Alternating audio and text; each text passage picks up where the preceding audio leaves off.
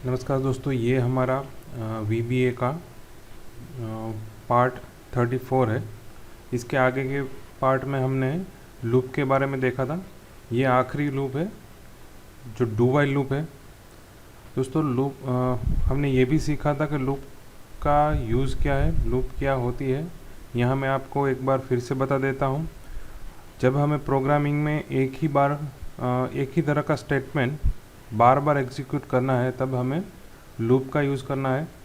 तो पहले हमने फॉर लूप देखी थी, फिर वाइल लूप देखी, अब हम डू वाइल लूप के बारे में देख लेते हैं। दोस्तों डू वाइल लूप की दो मेथड है, अलग अलग दो सिंटैक्स है। ये पहली सिंटैक्स है जिसमें यहाँ पे हम डू जो कीवर्ड है, वाइल वो भी कीवर्ड है, तो यहाँ पे हम डू वाइल लिखेंगे। फिर जो भी कंडीशन हमें चेक करनी है वो उसके बाद लिखेंगे। अगर ये कंडीशन सही होती है तो हमें जो भी एक स्टेटमेंट एग्जीक्यूट करना है वो उसके नीचे लिखेंगे और लास्ट में लिखेंगे लूप। तो ये फर्स्ट मेथड है डू वाइल लूप की, और ये सेकंड मेथड है जिसमें हम कीवर्ड लिखेंगे डू, फिर स्टेटमेंट लिखेंगे जो भी हमें एग्जीक्यूट करना है, फिर लास्ट में लिखेंगे लूप, और फिर बाद में लिखेंगे वाइल, और उसके बाद हम लिखेंगे कंडीशन। दोस्तों ये दोनों मेथड में एक ही डिफरेंस है, यहाँ पे कंडीशन पहले चेक होती है और यहाँ पे कंडीशन आखिर में चेक होती है। तो ये दोनों मेथड है, उसमें डिफरेंस एक बहुत ही इम्पोर्टेंट डिफरेंस ये है, अगर आप ये मेथड यूज़ करते हैं तो ये जो स्टेटमेंट है वो तभी एग्जीक्यूट होंगे जब ये कंडीशन सही होती है। अगर आप ये मेथड यूज़ करते हैं तो ये सभी स्टेटमेंट एटलीस्ट एक बार एग्जीक्यूट होंगे, बाद में कंडीशन चेक होगी। तो ये इस दोनों मेथड का मेन डिफरेंस है। दोस्तों कंडीशन जो हमने अगले फॉर लूप और वाइल लूप में देखी थी, इसी तरह की हमें कंडीशन यहाँ पे देनी है। अगर कंडीशन ट्रू होती है तो स्टेटमेंट एग्जीक्यूट होंगे, अगर गलत होती है तो हमारा जो लूप का जो ब्लॉक है वो बाहर निकल जाएगा, हमारा जो प्रोग्रामिंग कंट्रोल है वो बाहर निकल जाएगा। तो इसका हम प्रोग्राम देख लेते हैं। दोस्तों ये हमारा डू वाइल लूप का प्रोग्राम है। करना क्या है वो मैं आपको बता देता हूँ।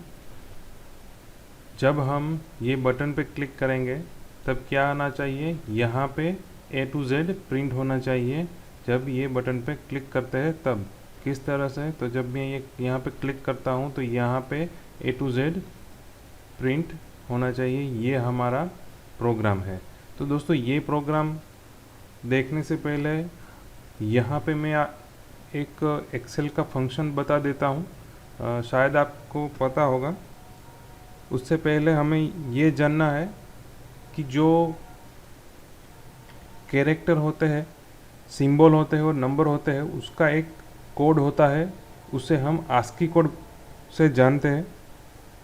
आस्की कोड का फुल फॉर्म होता है American standard code for information interexchange. ये जो कोड है वो बाइनरी नंबर होता है, मगर जो बाइनरी नंबर है वो हमें याद रखने में थोड़ा दिक्कत होती है, इसलिए हम इसका डेसिमल नंबर याद रखते हैं। और ये जो डेसिमल नंबर है उसको आस्की डेसिमल कहते हैं। और हर एक कैरेक्टर का एक आस्की कोड होता है, और ये आस्की कोड है वो मशीन लैंग्वेज में जो हमारा कंप्यूटर है वो आस्की कोड से जो भी कैरेक्टर है उसे आइडेंटिफाई करता है। तो यहाँ पे जो भी कोई सिंबल है उसका हर एक का आस्की कोड है। यहाँ पे 0 है तो उसका आस्की कोड 48 है, 9 का 57 है, उसी तरह से कैपिटल ए का 65 है और कैपिटल जेड का 90 है। उसी तरह से स्मॉल ए का आस्की कोड है 97 और स्मॉल जेड का आस्की कोड है 122। तो दोस्तों एक्सेल में हमें आस्की कोड में से उसका कैरेक्टर कौन सा है वो हमें डिस्प्ले करना है, तो उसके लिए एक फंक्शन है कैर। तो ये जो कैर है वो उसका फंक्शन है। यहाँ पे हम लिखेंगे 65, तो बीच में जो भी नंबर लिखा हुआ होगा उसका कैरेक्टर ये फंक्शन डिस्प्ले करेगा। तो ये फंक्शन है कैर, बीच में हम लिखेंगे 65 और 65 का लेटर है ए, तो यहाँ पे डिस्प्ले होगा ए। अगर हम यहाँ पे 65 निकाल के 90 लिखते हैं तो यहाँ पे आएगा कैपिटल Z, क्योंकि 90 का कैरेक्टर Z है इसलिए। तो ये था फंक्शन जिससे हम आस्की वैल्यू होती है, आस्की कोड होता है, उसमें से हम कैरेक्टर डिस्प्ले कर सकते हैं। तो ये फंक्शन का यूज़ हमें इस प्रोग्रामिंग में करना है। तो किस तरह से हम ये प्रोग्राम करते हैं देख लेते हैं। यहाँ पे डिज़ाइन मोड ऑन कर लेते हैं। बटन की क्लिक इवेंट में हम हमारा प्रोग्राम लिखेंगे। दोस्तों यहाँ पे मैं एक वेरिएबल डिक्लेयर कर लेता हूँ आई, उसकी डेटा टाइप होगी इंटीजर। आई हमें इसलिए डिक्लेयर किया क्योंकि हमें लूप का यूज़ करना है और लूप में जो कंडीशन है वो हमें देनी है। लूप कितनी बार हमें एग्जीक्यूट करनी है वो कंडीशन हमें देनी है, इसलिए हम यहाँ पे वेरिएबल लेंगे जिसके बेस पे हम कंडीशन चेक करेंगे। यहाँ पे मैं दूसरा वेरिएबल ले लेता हूँ केयर वैल्यू। तो ये केयर वैल्यू क्या रहेगी, हमारा जो आस्की कोड है वो केयर वैल्यू रहेगा 65, 66, 67, 68। ये जो आस्की वैल्यू है वो हम इस केयर वैल्यू में स्टोर करेंगे, इसलिए हमने उसकी डेटा टाइप इंटीजर रखी है। आई की इनिशियल वैल्यू हम रख देते हैं 1, और जो हमारा वेरिएबल है केयर वैल्यू उसकी इनिशियल वैल्यू हम रख देते हैं 65, क्योंकि हमें 65 जो capital a character capital A है वहाँ से लेके हमें Z तक जाना है, 90 तक जाना है इसलिए। तो ये हमारी इनिशियल वैल्यू हो गई। अब हम फॉर लूप लिखेंगे, सॉरी डू वाइल लूप लिख। दोस्तों यहाँ पे मैं सेकंड मेथड है वो यूज़ कर रहा हूँ डू वाइल लूप की। तो पहले मैं लिखूँगा डू, फिर जो भी स्टेटमेंट हमें एग्जीक्यूट करना है वो लिखना है। उससे पहले हम जो डू वाइल लूप है वो एंड कर देते हैं ताकि सिंटैक्स एरर ना आए। यहाँ पे लिखेंगे लूप, फिर लिखेंगे वाइल, और यहाँ पे हमें कंडीशन देनी है। तो कंडीशन क्या देनी है, हमें लूप है वो 26 टाइम एग्जीक्यूट करनी है। क्यों, क्योंकि जो हमारा अल्फ़ाबेट है वो 26 है, हमें जो अल्फ़ाबेट प्रिंट करने हैं A to Z वो 26 है, इसलिए हमारी लूप 26 टाइम्स एग्जीक्यूट होगी। इसलिए हमें यहाँ पे I की वैल्यू देनी है लेस देन और इक्वल टू 26, और ये जो कंडीशन हमने दे दी उसके बाद हम उसके बीच में जो भी स्टेटमेंट एग्जीक्यूट करना है वो हम लिखेंगे। दोस्तों जो ये हमारा सेल है वो कौन सा सेल है, जो ये सेल है उसकी रो नंबर 1 है और ये जो कॉलम है वो भी 1 है। तो यहाँ पे हमें A लिखना है, यहाँ पे हमें B लिखना है, यहाँ पे C। तो सबके लिए कॉलम है वो A ही रहेगी और सबकी रो नंबर चेंज होगी।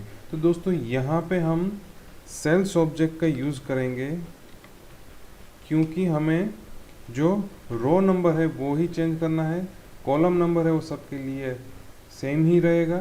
तो यहाँ पे मैं लिखूँगा आई हमने क्यों लिखा, क्योंकि रो हमें 1 by 1 इंक्रीज करनी है, इसलिए 1 by 1 हमें प्लस करनी है इसलिए। और कॉलम नंबर सबका क्या रहेगा, सबके लिए 1 ही रहेगा। तो ये हो गया हमारा सेल्स ऑब्जेक्ट, उसकी हमें वैल्यू सेट करनी है।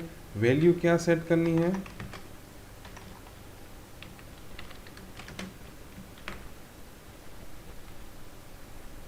वैल्यू हमें क्या सेट करनी है, इसमें जो भी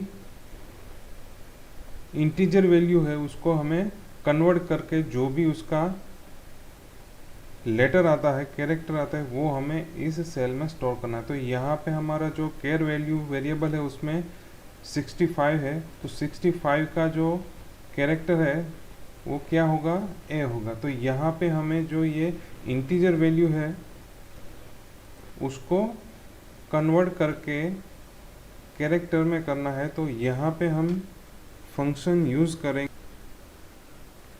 CHR। यहाँ पे दोस्तों VBA में फंक्शन है CHR, वो क्या करेगा, वो डेसिमल आस्की कोड को कैरेक्टर में कन्वर्ट करेगा। यहाँ पे हम ब्रैकेट में लिखेंगे केयर वैल्यू। यहाँ पे केयर वैल्यू क्यों लिखा, क्योंकि जो केयर वैल्यू में स्टोर की हुई वैल्यू है उसको हमें कन्वर्ट करना है, इसलिए तो ये जो कन्वर्जन होगा वो ये सेल में स्टोर होगा। फिर हमें क्या करना है, ये जो केयर वैल्यू है वो पहले 65 होगी, फिर हमें 66 करनी है, तो +1 करनी है।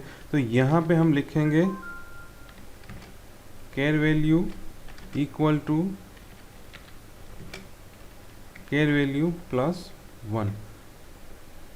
केयर वैल्यू +1 करने के बाद हमें आई की वैल्यू भी +1 करनी है, क्योंकि हमें ये डू वाइल लूप है वो 26 टाइम एग्जीक्यूट करनी है, इसलिए तो हम यहाँ पे लिखेंगे आई इक्वल टू आई +1। तो दोस्तों ये हमारा प्रोग्राम हो गया। अब हम इसको एग्जीक्यूट करके देख लेते हैं। जब यहाँ पे डिज़ाइन मोड ऑफ करके यहाँ पे बटन पे हम क्लिक करेंगे तो यहाँ पे डिस्प्ले होगा A to Z। तो दोस्तों ये था हमारा डू वाइल लूप का प्रोग्राम। तो इसका प्रैक्टिकल कर लीजिए ताकि आपको सही तरीके से समझ आ जाए। Thank you.